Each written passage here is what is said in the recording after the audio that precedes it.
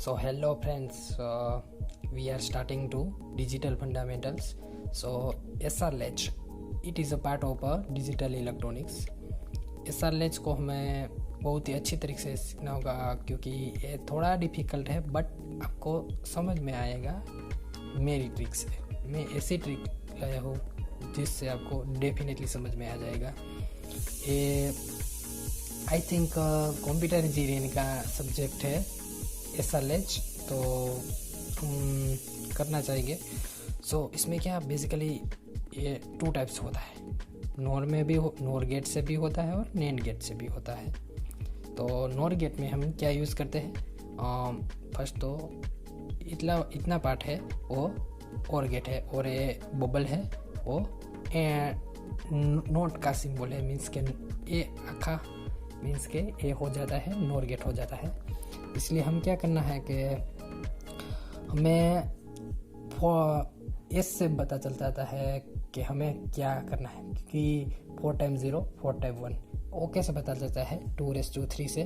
Okay, 2⁻³ से हमें मिल जाता है 4 times 0 4 time 1 2 time 0 2 time 1 2 time 0।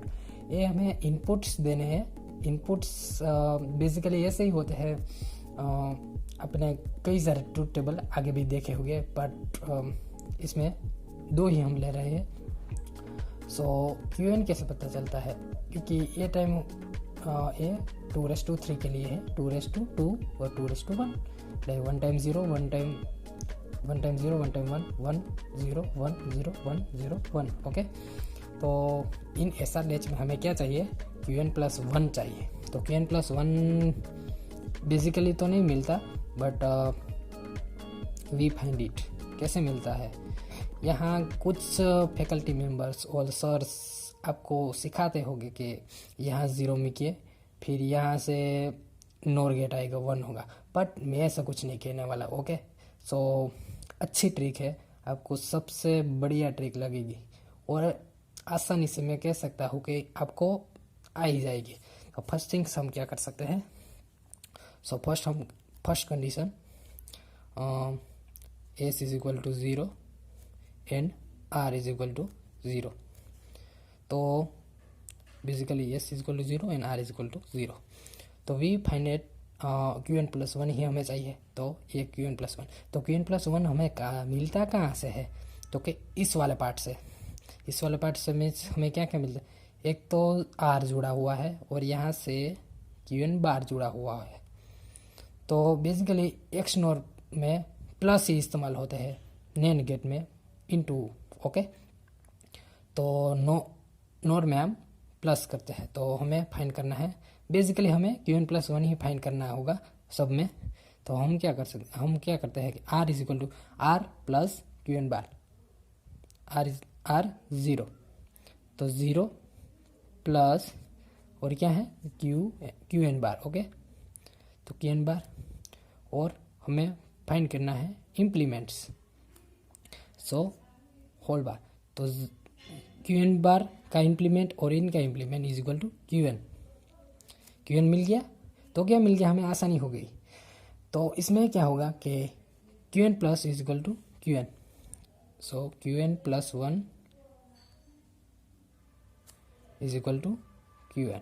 Okay, so यहाँ देखिए QN+1 is equal to QN सिर्फ ये दोनों के लिए ही सिर्फ है। ओके, दोनों के लिए मीन्स के 2 कंडीशन के लिए यहाँ पे चेक करने जाएंगे तो वही मिलेगा, क्योंकि 0 0 ही है। ओके, तो नो चेंजेस मीन्स के 0 है तो 0 रहेगा, 1 है तो 1 रहेगा, कोई चेंजेस नहीं आएगा। अब यहाँ पे दूसरे फैकल्टीज और मैडम्स का मैं नहीं कहता हूँ वो गलत है, बट ये ट्रिक्स के उससे भी ज़्यादा अच्छी है। वो कहेगी कि यहाँ 0 मुकना है या 1 मुकना है, वो भी आप ट्राई करके देख सकते हैं। ओके, तो दूसरी कंडीशन हमें क्या मिलेगी, दूसरी कंडीशन हमें मिलेगी कि S is equal to 0 and R is equal to 1। तो बेसिकली हमें फाइंड तो करना है QN+1।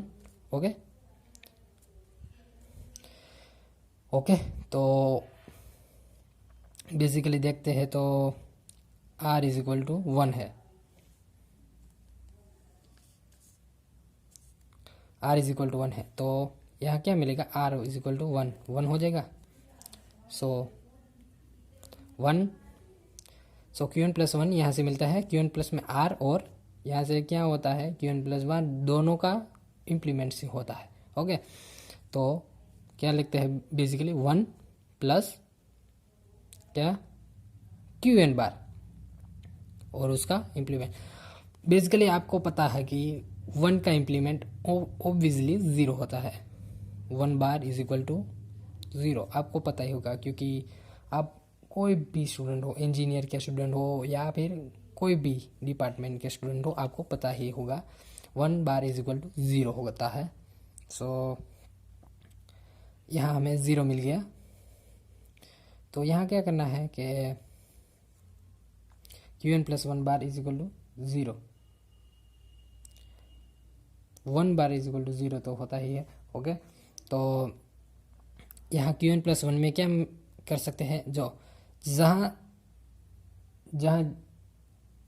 दोनों 0 है, इसलिए हम 0 मिलेंगे यहाँ। ओके, बिकॉज क्या हुआ, Q N plus 1 is equal to, यहाँ आप इज इक्वल टू यहाँ पे इम्प्लीमेंट करके देख सकते हैं,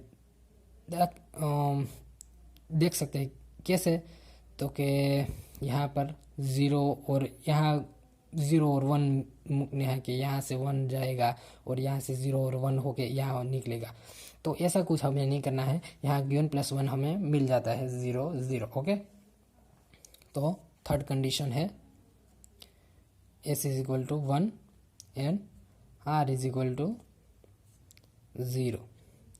तो बेसिकली हमें क्यू एन प्लस 1 ही फाइंड करना है, तो s इक्वल टू 1, तो 1 है और r इज इक्वल टू 0, तो हमें क्यू एन प्लस 1 तो फाइंड करना है, बट इस बार क्या होगा कि हम 1 इसका नहीं फाइंड करेंगे तो हमें कुछ होगा, थोड़ा नुकसान होगा, क्योंकि इसमें s इक्वल टू 0 है, दोनों कंडीशन में s इज इक्वल टू 0 है। ओके, तो यहाँ 0 होगा, 0 का नोट क्या होता है 1 1, यहाँ आएगा 1, यहाँ 1 1 होगा, तो ऑब्वियसली 0 मिलता है, तो यहाँ 0 है, यहाँ 1 गया था 1, और 1 और 0 मिल सकता है, तो हमें क्या मिल सकता है 1। ओके, तो यहाँ कुछ भी ऐसा कुछ नहीं है, तो हमें क्या करना है, तो क्यू एन प्लस 1 है। ओके, ये क्यू एन प्लस 1 हमें मिल सकता है r इज इक्वल टू क्या है, r इज इक्वल टू यहाँ अब 0 है और यहाँ 1 है basically. Okay, Q N plus 1 is equal, यहाँ r इज इक्वल टू 0 कर सकते हैं, यहाँ 0 प्लस और क्यू एन बार होता है, क्यू एन बार बेसिकली 0 का बार हमेशा 1 मिलता है, पर हमें इस पार्ट का मिल जाता है, बट इस पार्ट का अभी हमें ढूंढना पड़ेगा, क्योंकि s इज इक्वल टू 1 है, तो हमें क्या करना है, क्यू एन प्लस 1 बार भी ढूंढना पड़ेगा। ओके, सो क्यू एन प्लस 1 क्या बार क्या मिलता है, s इक्वल टू 1 प्लस और यहाँ क्यू एन बेसिकली 1 का बार करते हैं तो हमें क्या मिल जाता है 0। ओके, तो फोर्थ कंडीशन हमें यहाँ मिल जाता है 1 0, तो यहाँ हमें डायरेक्टली मिल जाता है, क्या मिल जाता है, Q N bar is equal to 1, यहाँ हमें 0 नहीं मिलता, क्योंकि यहाँ क्यू एन बार है, तो सो क्यू एन बार। ओके, क्यू एन बार नोट ओके, क्यू एन बार मिलता है, यहाँ 0 नहीं मिलता, क्योंकि यहाँ 1 है, 1 का बार होता है, यहाँ 0 है, यहाँ इंटू होता तो हम ज़रूर 0 लगते, बट यहाँ प्लस की निशानी है, मुझे भी थोड़ी मिस्टेक हुई इसलिए सॉरी, बट यहाँ क्यू एन बार नहीं आएगा, क्यू एन आएगा। सो क्यू एन, तो क्यू एन हमें बता तो नहीं है हमें क्या क्यू एन है, तो यहाँ मिल जाता है क्यू एन प्लस 1 0 है, तो हमें क्या मिल जाता है, Q N plus 1 is equal to 1। So we यहाँ देते हैं यहाँ 1 और 1। Okay, so last fourth condition, fourth condition में S is equal to 1 and R is equal to 1. Okay, so basically Q N plus 1 ही फाइंड करना है. सो Q N plus 1 यहाँ से 1 और यहाँ से 1 हो गया, 1 और 1, यहाँ 1 प्लस क्यू एन बार. सो 1 बार 0, 1 बार का 0 आपको पता ही है. सो हमें यहाँ भी बिकॉज 1 है ये ढूंढना ही पड़ेगा. ओके, तो 1 प्लस इसमें 1 प्लस सिर्फ क्यू एन है. ओके,